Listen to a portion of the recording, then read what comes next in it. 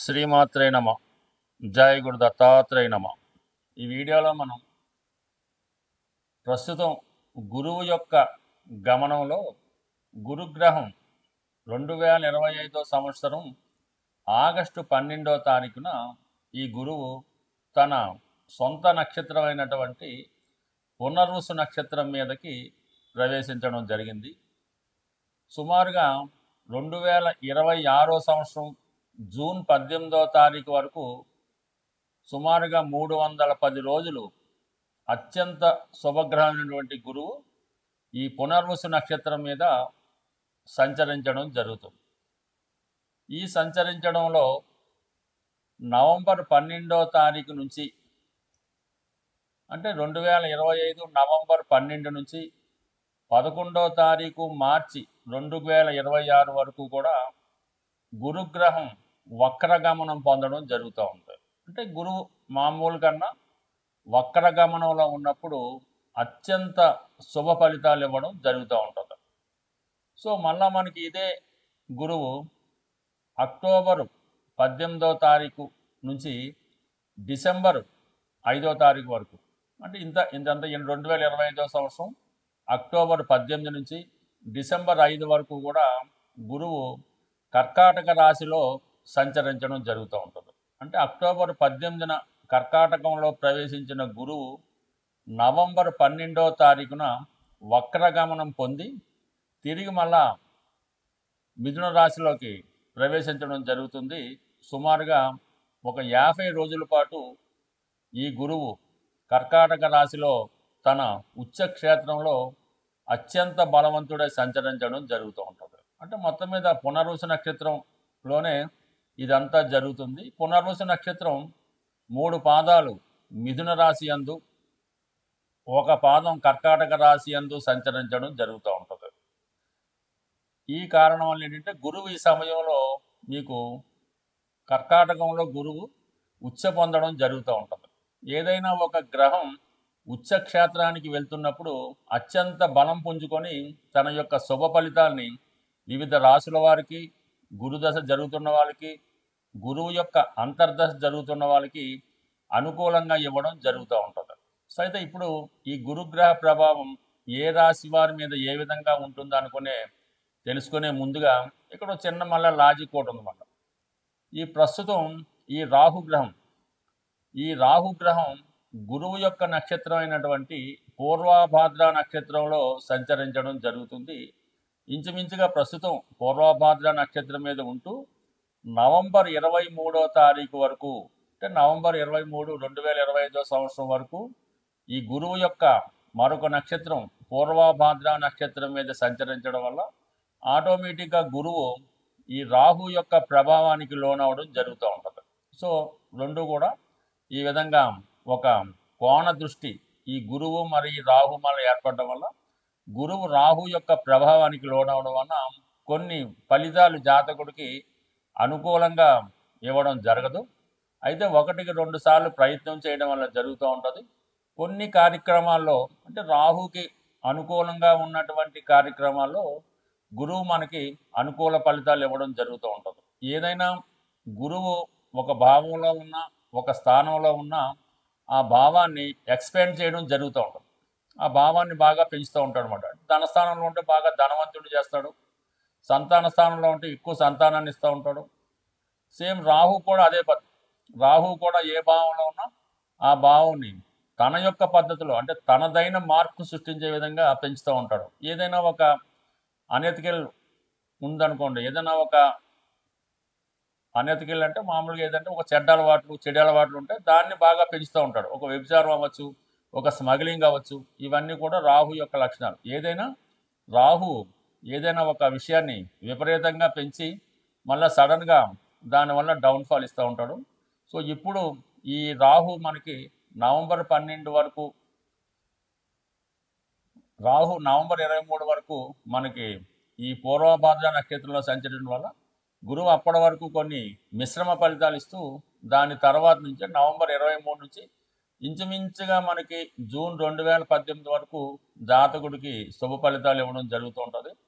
అందువల్ల ఏంటంటే ఏ రాశి వారికి ఏ విధమైనటువంటి ఫలితం రావడం జరుగుతుంటుందని తెలుసుకునే ప్రయత్నంలో గురువు యొక్క కారకత్వాలు అంటే గురువు శుభగ్రహం, అటు ధనకారకుడు అంటే రెండో స్థానానికి, కుటుంబానికి, పంచమ స్థానం సంతానానికి, జాతకుల్లో ఉన్నటువంటి తెలివితేటలకి, ఉన్నత విద్యకి, పూర్వపుణ్యానికి కారణమవుతుంటాడు.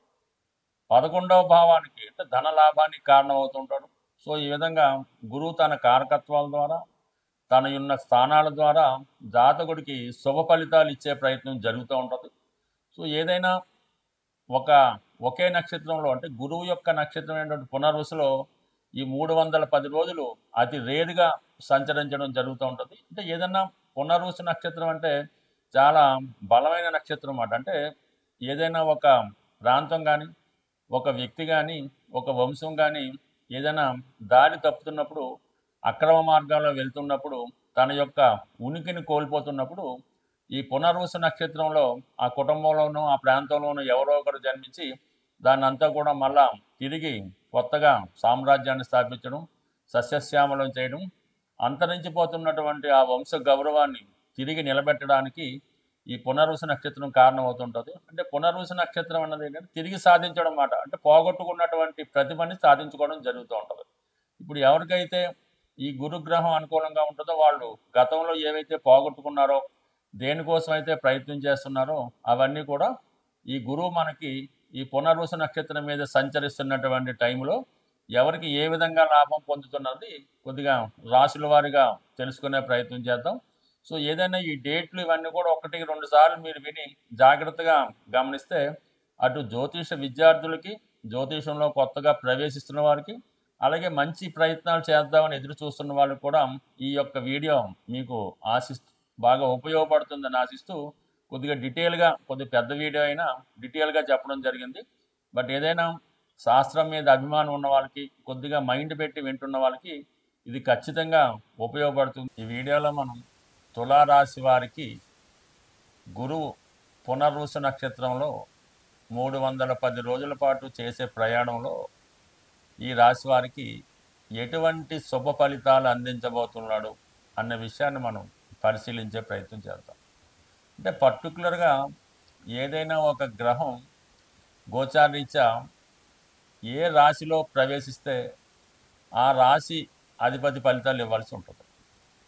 అలాగే ఏ నక్షత్రం మీదకి వెళ్తే ఆ నక్షత్రాధిపతి ఫలితాలు కూడా ఇవ్వాల్సి ఉంటుంది. ఇంకా డెప్త్కి వెళ్తే సబ్బాది ఉంటుంది, అంత డీప్ మనకు అక్కర్లేదు. కానీ మరి పునర్వసు నక్షత్రం గురువు యొక్క సొంత నక్షత్రంలో ప్రవేశించడం వల్ల మనకి ఏమవుతుందంటే గురువు కంప్లీట్గా తన ఫలితాలు ఇవ్వగలుగుతాడు. అంటే వేరే గురువు మీద వేరే ఒత్తిడి ఏముండదు అన్నమాట. కంప్లీట్గా మన ఫలితాలు ఇవ్వడానికి సిద్ధంగా ఉంటాడు. తులారాశి వారికి గురువు తృతీయ షష్టాధిపతి. ఈ రాశ్యాధిపతి శుక్రుడికి శత్రుగ్రహం అవటం వల్ల మరి అంత సమమైన ఫలితాలు ఇవ్వలేకపోతూ ఉంటాడు. అయితే సహజంగా శుభగ్రహాలు ఎప్పుడు కూడా చెడ్డ ఫలితాలు అయితే ఇవ్వవు. మంచి ఫలితాలు కూడా చాలా వరకు ఎంతవరకు అవసరమే అంతవరకు ఇస్తూ ఉంటాయి. అంటే శుక్రుడే మహామేధావి. అటువంటి శుక్రుడికి గురువు తను ఏదైనా మంచి మార్గంలో వెళ్ళనప్పుడు సరైన మార్గంలో పెట్టే ప్రయత్నం గురువు చేయడం జరుగుతూ ఉంటుంది. ఇప్పుడు ఈ తులారాశి వారికి శుక్రుడు 9వ స్థానంలో ఉన్నాడు. అంటే 9వ స్థానం అన్నప్పుడు ఆటోమేటిక్గా ధర్మ త్రికోణాన్ని యాక్టివేట్ చేస్తాడు. 1, 5, 9 అంటే సాధారణంగా ఈ తులారాశి వారికి ప్రస్తుతం పూర్తి ఫలితాలు పొందడం వల్ల తన నడవడిక మార్చుకుంటారు, మంచి ప్రయత్నాలు చేస్తూ ఉంటారు, దైవభక్తి పెరుగుతుంది, ఒక క్రమశిక్షణతో, ఒక పద్ధతిగా, ఒక డిగ్నిఫైడ్గా, ఒక డీసెంట్గా ఉండడానికి ప్రయత్నం చేస్తూ ఉంటారు. చిన్న చిన్న బలహీనతలు ఉంటే దాన్ని నుంచి బయటపడి ఒక కార్యక్రమాన్ని చేపడుతుంటారు అన్నమాట. అంటే రోజు మనం 6 గంటలకు లెగాలి, టెంపుల్కి వెళ్ళాలి, ఏదో కొంత వాకింగ్ చేయాలి. ఇవన్నీ కూడా కొంత పర్ఫెక్ట్గా టైం టు టైం పూర్తి చేస్తారు. ముఖ్యంగా ఆరోగ్యం మీద శ్రద్ధ పెడతారు, దైవభక్తి పెరుగుతూ ఉంటుంది. 5వ భావం యాక్టివేట్ అవ్వడం వల్ల పిల్లల యొక్క అభివృద్ధి మీకు సంతోషాన్ని కలిగిస్తూ ఉంటుంది. ఎస్పెషల్లీ మీలో ఉన్నటువంటి టాలెంట్కి, విద్వత్తుకి తగినటువంటి గుర్తింపు రావడం జరుగుతూ ఉంటుంది. ఈ సమయంలో మీరు ఏదన్నా ఒక ప్రాజెక్ట్ తయారు చేయాలన్నా, ఒక పుస్తకం రాయాలన్నా, మీలో ఉన్నటువంటి కళని రుజువు చేసుకోవాలన్నా ఇది అనుకూలమైనటువంటి సమయం. అంటే ఎక్కువగా ఈ తులారాశిలో అటు సినిమా రంగానికి, సెలబ్రిటీ రంగానికి ఎక్కువగా వాళ్ళు ప్రాధాన్యత ఇస్తూ ఉంటారు. అటువంటి వారికి ఒక మీరు ఫ్యాషన్ రంగంలో ఉన్న, ఒక గోల్డ్ వర్క్స్‌లో ఉన్న, సినిమా రంగంలో ఉన్న, లేదంటే సాఫ్ట్‌వేర్, ఫైనాన్సు, ఆటోమొబైల్ ఏ రంగంలో ఉన్న వారికైనా వారిని వారు కొత్తగా ప్రెజెంట్ చేసుకుంటారు. అలాగే వారిని వారు చాలా వరకు ఇంప్రూవ్‌మెంట్ అవ్వడం కూడా జరుగుతూ ఉంటుంది. అలాగే మరి విదేశ ప్రయత్నాలు కంపల్సరీగా ఈ సమయంలో అటు ఏ వృత్తిలో అయినా ఆ వృత్తిరీత్యా విదేశ వ్యవహారాలు, విదేశ ప్రయత్నాలు కలిసి వస్తాయి. ఎస్పెషల్లీ పుణ్యక్షేత్రాలు దర్శించాలి అనుకుంటే వారికి ఇది చాలా కలిసి వచ్చే సమయం. ఎంత దూరంలో ఉన్నదైనా, ఎంత గొప్ప పుణ్యక్షేత్రమైనా దాన్ని సందర్శించాలని మీ ఆశయం నెరవేరుతుంది. మీరు దర్శించే పుణ్యక్షేత్రంలో కూడా చాలా అనుకూలంగా మీకు అన్ని రకాలుగా మీరు హ్యాపీగానే ఆ యాత్ర దిగ్విజయంగా పూర్తి చేయగలుగుతారు. ఎస్పెషల్లీ ఉన్నత విద్యా అవకాశాలు కూడా ఈ సమయంలో రావడం జరుగుతుంది. దీని అంతటికి మించి ఈ రాశి వారికి అక్టోబర్ 18 టు డిసెంబర్ 5 మధ్యలో గురువు కర్కాటక రాశిలో ప్రవేశిస్తూ ఉన్నారు. అంటే దశమ స్థానంలోకి ప్రవేశించడం వల్ల అది చంద్రుడి యొక్క రాశి, గురువు ప్రవేశిస్తున్నాడు, పైపెచ్చి వక్రగమనంలో ఉన్నాడు, ఇంకొక ఉచ్చ స్థాయిలో ఉన్నాడు. కంప్లీట్గా వృత్తిలో ఒక డబుల్ ప్రమోషన్ లాంటిది మీకు రావడం జరుగుతూ ఉంటుంది. మరి సినిమా పరిశ్రమలో ఉన్న వాళ్ళకైతే అత్యంత శుభ ఫలితం రావడం జరుగుతూ ఉంటుంది. వృత్తిలో మార్పుకి ఎవరైనా ప్రయత్నాలు చేస్తుంటే ఆ మార్పు మీకు అనుకూలంగా ఉంటుంది. చాలా మల్టిపుల్గా మీ యొక్క టాలెంట్ని రుజువు చేసుకోవడం జరుగుతూ ఉంటుంది. అంటే మీ యొక్క ప్రావీణ్యత, ఈ తెలివితేటలు ఒక 3 రకాలుగా మీరు దాన్ని రుజువు చేసుకోగలుగుతుంటారు. అంటే గతంలో ఈ ఎన్టీ రామారావు గారు ఆయనది కూడా తులాలగ్నం అవటం వల్ల ఒకేసారి ఒక 3 రకాల బాధ్యతలు వహిస్తూ ఉండేవారు. అంటే డైరెక్టర్ చేస్తూ ఉండేవారు, హీరో చేస్తూ ఉండేవారు, ఆఖరికి విలన్గా కూడా చేస్తుండేవారు. ఆ విధమైనటువంటి టాలెంటు ఎస్పెషల్లీ ఈ తులారాశి వారికి ఈ సమయంలో రాబోతుంది. ఏదైనా మీరు ఈ అక్టోబర్ 18, డిసెంబర్ 5 మధ్యలో ఎటువంటి గొప్ప ప్రాజెక్టు స్టార్ట్ చేసినా, ఒక రాజకీయ రంగ ప్రవేశం చేసినా, కొత్తగా పార్టీ పెట్టాలన్నా, కొత్తగా ఒక ఇండస్ట్రీ పెట్టాలన్నా కంప్లీట్గా మీకు సహకరించడం జరుగుతూ ఉంటుంది. ఏదైనా ఒక మంచి ప్రయత్నం మంచి సమయంలో ప్రారంభిస్తే అది కంప్లీట్గా సక్సెస్ అవుతూ ఉంటుంది. సో గురువు కంపల్సరీగా మీకు మరి ఈ దశమ స్థానంలోకి రావడం వల్ల 2, 6, 10 భావాలు యాక్టివేట్ చేయడం వల్ల వృత్తిలో ఇప్పటిదాకా మీరు చేరుకొని ఉన్నత స్థాయికి చేరుకోవడం జరుగుతూ ఉంటుంది. అయితే గురువు ఒక ఫలితాన్ని ఇస్తే దాన్ని మళ్ళీ వెనక్కి తీసుకోవడం ఉండదు. కంపల్సరీగా దాన్ని ఇంప్రూవ్మెంట్ అవుతూ ఉంటుంది. కాబట్టి రాబోయే సమయంలో మీ యొక్క హోదా, స్థాయి, స్టేటస్ పెరగబోతున్నాయి. అది మీరు సవ్యమైన మార్గంలో నిజాయితీగా కష్టపడి వెళ్తే 100% ఈ విషయాన్ని మీరు సాధించగలుగుతుంటారు. అయితే మీ జాతకంలో ఎటువంటి దోషాలు లేకుండా, ఎస్పెషల్లీ పితృదోషం కానీ, మాతృదోషం కానీ లేకుండా కొన్ని యోగాలు జాతకంలో ఉన్నప్పుడు ఈ గోచారం కానీ, దశలు కానీ పనిచేయవు. అటువంటి దుర్యోగాలు ఏమన్నా మీ జాతకంలో ఉంటే దాన్ని పరిశీలించి వాటిని మీరు నివృత్తి చేసుకుంటే ఇప్పుడు వచ్చినటువంటి ఈ గురు ఫలితం మీకు సంపూర్ణంగా మీరు పొందగలుగుతారు.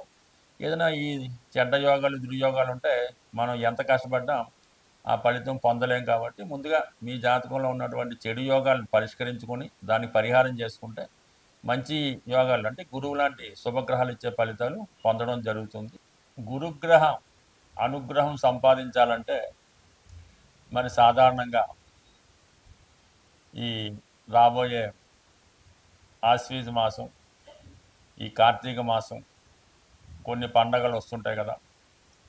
కార్తీక మాసంలో ఎస్పెషల్లీ మీరు ఏదైనా ఒక శివమాల ధరించిన, వెంకటేశ్వర స్వామికి సంబంధించినటువంటి మాల ధరించిన, లేదంటే రేపు దసరాలో అమ్మవారికి సంబంధించిన సంకల్పం తీసుకొని మాల ధరించిన, లేదు అయ్యప్ప స్వామి దీక్ష తీసుకున్న, ఏదో ఒక దీక్ష మీరు అది 40 రోజులు, అర్ధమండలం, 8 రోజులు మీ యొక్క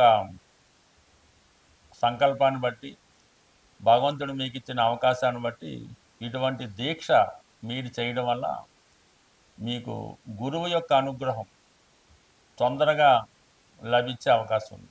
సాధారణంగా గురువు అటు మీ యొక్క కులగురువుని కానీ, ప్రస్తుతం మనకు ఉన్నటువంటి దత్తాత్రేయుడు, రాఘవేంద్ర స్వామి, సాయిబాబా వారు, అంటే ఎవరి నమ్మకం వాళ్ళది, ఆ గురువుని సేవించడం, లేదు తల్లిదండ్రులను సేవించడం, విద్య నేర్పిన గురువుని సేవించడం, దానివల్ల మీకు గురువు యొక్క అనుగ్రహం లభిస్తుంది. చాలా సింపుల్గా ఒక మంచి పసుపు కొమ్ము పసుపు కొమ్ము తీసుకొని, అది మీరు వ్యాపారస్తులైతే మీరు క్యాష్ బాక్స్లో పెట్టుకోండి, అలాగే ఒక పసుపు కొమ్ము మీ పాకెట్లో పెట్టుకోండి, లేదంటే అది దండకి కట్టుకోవడం వల్ల కూడా, అంటే పశువు కొమ్ము మీ దగ్గర ఉండడం వల్ల గురుగ్రహ అనుగ్రహం లభిస్తుంది.